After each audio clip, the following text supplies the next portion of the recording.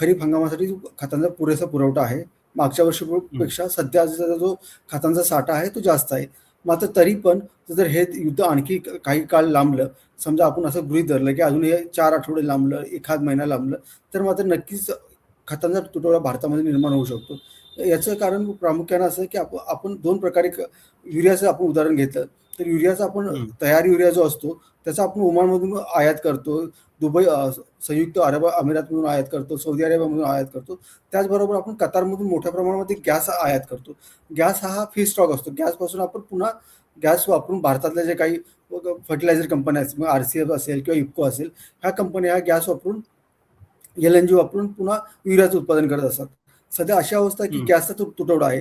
गॅसचा तुटवडा असल्यामुळं केंद्र सरकारनं काय केलेलं आहे की जे खत निर्मिती कारखाने आहेत त्यांना फक्त 70% पुरवठा दिलेला आहे. त्यामुळे साहजिकच जे युरियाचं उत्पादन आहे ते घटलेलं आहे.